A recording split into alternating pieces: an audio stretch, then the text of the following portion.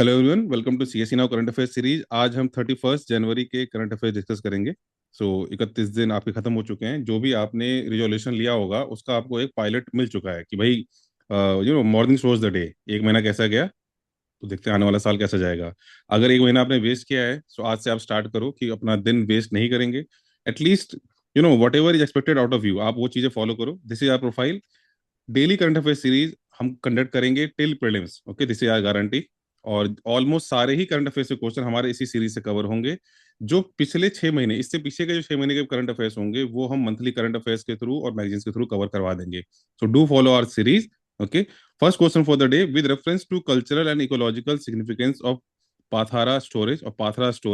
Okay, इस तरह के क्वेश्चन यूपीएससी पूछता रहा है। आर्ट एंड कल्चर वगैरह वाली चीजें जो हैं, या जो ट्रेडिशनल मेथड्स हैं एंशियंट हिस्ट्री वगैरह से, तो वही चीजें पूछी जाती हैं जो न्यूज में होती हैं। ऐसे रैंडम चीजें नहीं पूछी जाती हैं। तो द हिंदू ने कवर किया है ऐसे। The storage process begins with a ritual performed primarily by women. ये भी चीजें पूछता है यूपीएससी कि primarily by women, mainly by men, या exclusively by women. And rice stored in पाथरा is considered inferior in taste due to long storage. क्या लंबे टाइम तक स्टोर करते हैं तो क्वालिटी जो है इसकी डाउन मानी जाती है। Then third option, the practice represents a zero waste and low carbon storage method. कह रहा है represents a zero waste low carbon method, इसको रिप्रेजेंट करता है ये। So now pause the video and mark the answer.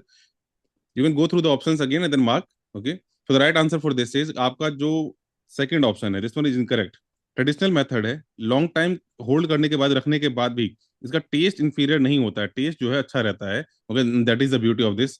Okay, and ये local and biodegradable material वगैरह use कर बनाया जाता है, तो इसमें कोई वेस्ट वगैरह जनरेट नहीं होता है। तो जीरो वेस्ट वाली चीज से कंसिडर की जाती है। Third is correct and first one is also correct. इसमें रिचुअल जो है प्राइमरीली बाय वुमेन परफॉर्म किया जाता है। So B will be the right answer. बहुत ही इंपॉर्टेंट क्वेश्चन आपके इस साल के लिए।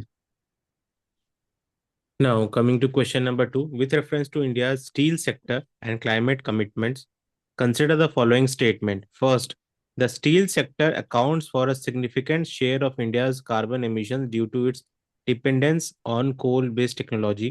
Second, expansion of steel production in India is incompatible with the country's long term climate goals.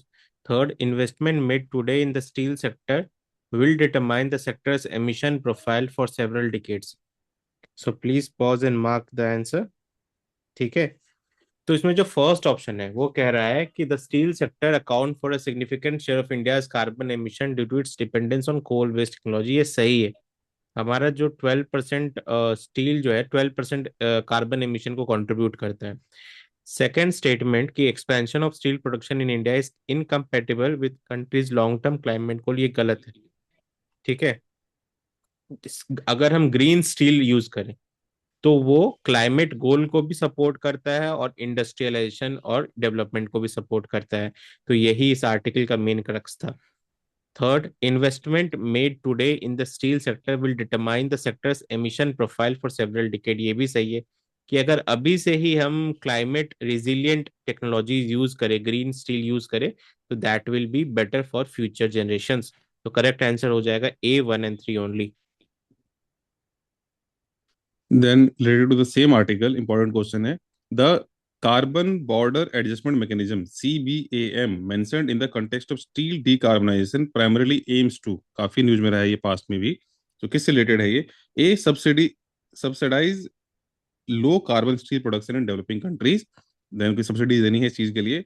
And B, impose border charges on imports based on their carbon density, कि भाई अगर आपने कार्बन ज्यादा यूज किया है तो आपके ऊपर जो हम टैक्स ज्यादा लगा देंगे, इंपोर्ट अगर हम आपसे कर रहे हैं। And C option is prohibit the import of coal based steel altogether. कह रहा है कि कोल बेस्ड अगर स्टील बनाया है तो उसको हम इंपोर्ट ही नहीं करेंगे, उसे प्रोहिबिशन लगा देंगे। And D option, replace domestic carbon pricing mechanism in exporting countries, कि जो डोमेस्टिक कार्बन की प्राइसिंग वाली चीज है, प्राइसिंग लगाते हैं उस पर, वो उसको हमें रिप्लेस कर देना है। Okay, so pause the video. Okay, and then mark the answer. ये कंपेरेटिवली इजी क्वेश्चन है। अगर आपने आर्टिकल पढ़ा होगा या पहले भी अगर आपने सुना होगा तो you will easily get it. तो right answer for this is B. European Union जो है इस तरह के टैक्सेशन लगाता है। ओके, तो यूरोपियन यूनियन ने CBAM लगा रखा है। बॉर्डर चार्जेस है ये, कि अगर आपने कार्बन इंटेंसिव कार्बन, आप कितना कार्बन यूज कर रहे हो, CO2 वगैरह जो है एमिट कर रहे हो प्रोडक्शन में, उसके बेस पे आप पे टैक्स लगा देंगे। तो आइडिया ये है कि अगर हम टैक्स लगाएंगे तो आप लोग अपना ग्रीन टेक्नोलॉजी यूज करोगे, और थोड़ा बेटर प्रोडक्ट आप बेचोगे तो सस्टेनेबिलिटी बढ़ेगी। That is the idea behind it. तो CBAM यूरोपियन यूनियन से लिंक्ड है। Okay. Now, coming to question number 4, assertion and reason. तो आपका assertion क्या है? Stem cell therapy for autism spectrum disorder (ASD) cannot be offered as a clinical service in India. And reason क्या है? There is no established scientific evidence proving the safety and efficacy of stem cell therapy for ASD, and therefore it does not meet the reasonable standard of medical care. Right? So please pause and mark the answer. तो देखो यहाँ पे जो first statement आपका है वो कह रहा है कि stem cell therapy for autism spectrum disorder can not be offered as clinical service in India. ठीक है, तो ये सही है। ठीक है, ये सही है, ये अभी क्लिनिकल सर्विस में नहीं है। और रीजन क्या है कि there is no establish scientific evidence proving the safety and efficacy of stem cell therapy for ASD, and therefore it does not meet the reasonable standard for medical care. तो ये reason जो है इसको correctly explain कर रहा है, तो A will be the correct answer. With reference to FDI and FPI, economy का इंपॉर्टेंट कंसेप्ट है और यूपीएससी का फेवरेट टॉपिक है और ऑलमोस्ट हर ऑल्टरनेटिव ईयर बेस पे क्वेश्चन आता है। Consider the following statement, FDI generally more stable than FPI। क्या FDI जो है थोड़ा ज्यादा स्टेबल है। And sudden withdrawal of FPI foreign portfolio investment जो है can increase volatility in domestic financial markets. आप देख रहे हो इंडिया का स्टॉक मार्केट कितना वोलेटाइल है, कितना फ्लक्चुएट कर रहा है, गिर रहा है, कभी बढ़ रहा है कभी गिर रहा है। And the third option is FPI always contributes directly to employment generation. Okay, so now pause the video and mark the answer. So right answer for this is कि आपका जो थर्ड ऑप्शन है ये इनकरेक्ट है। FDI थोड़ा long term investment होता है ना, फॉरेन डायरेक्ट इन्वेस्टमेंट, ये लॉन्ग टर्म इन्वेस्टमेंट होता है। इसकी वजह से टेक्नोलॉजी अपग्रेडेशन, एम्प्लॉयमेंट जनरेशन, इस तरह की चीजें होती हैं। FPI ऑलवेज वाली चीज नहीं, कभी मतलब जॉब जनरेट कर सकता है ऑब्वियसली आप इन्वेस्टमेंट करोगे तो, बट नॉट ऑलवेज। ओके, तो दिस वन इज इनकरेक्ट।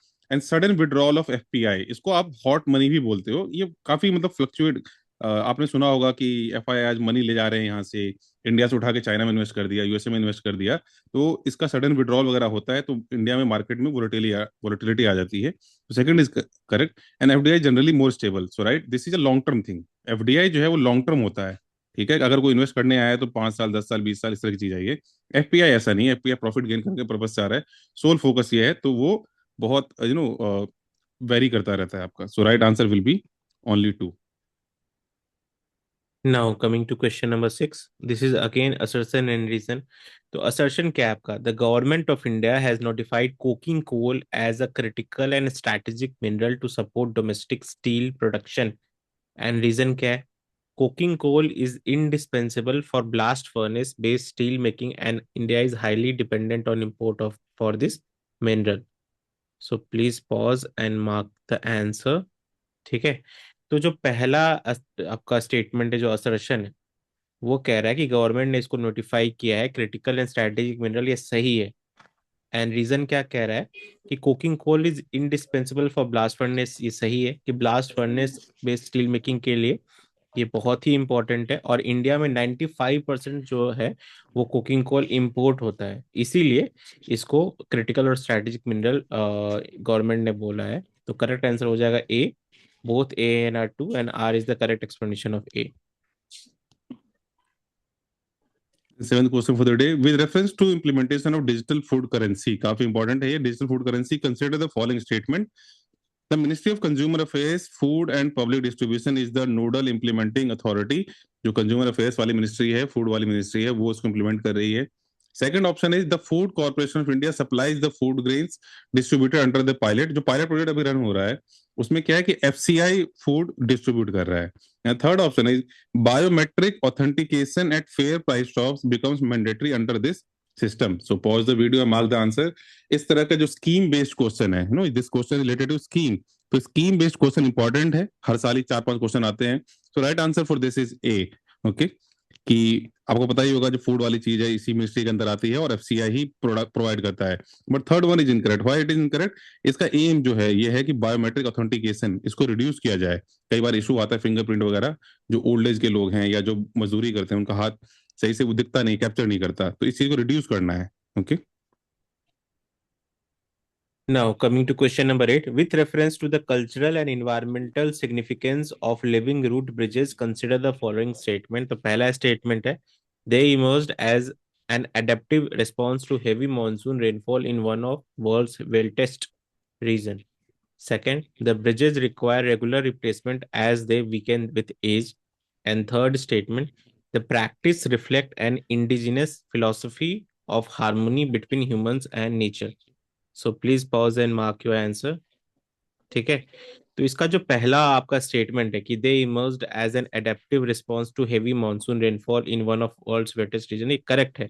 ये चेरापूंजी रीजन और मौसिन राम रीजन में होता है। That is correct statement. Second statement है कि bridges require regular replacement as they weaken with age, ये गलत है। जैसे जैसे टाइम जाता होता है ये ब्रिजेस स्ट्रांग होते चले जाते हैं। तो बिल्कुल अपोजिट स्टेटमेंट है, ये गलत हो गया। और third statement, the practice reflect an indigenous philosophy, तो ये आपको पता ही है कि जो बहुत सालों से सदियों से चला आ रहा है, इसका मतलब क्या है, वो इंडिजिनियस ही होगा, मॉडर्न तो होगा नहीं। तो करेक्ट क्या होगा, 1 and 3, statement B. Now pause the video and you can note down the answer, or you can take a screenshot and write and submit this answer for model answer. इस तरह के questions cover करते करते आप मान के चलिए mains तक 100 से 200 जो हॉट थीम्स इंपॉर्टेंट थीम्स हैं वो हम कवर करवा देंगे अलोंग विद योर 1 पेजर और 2 पेजर नोट्स। जो हम मॉडल हिंट प्रोवाइड करेंगे वो आपका 1 पेजर नोट्स का काम करेगा। On that note, thank you everyone, do like share and subscribe. Thank you.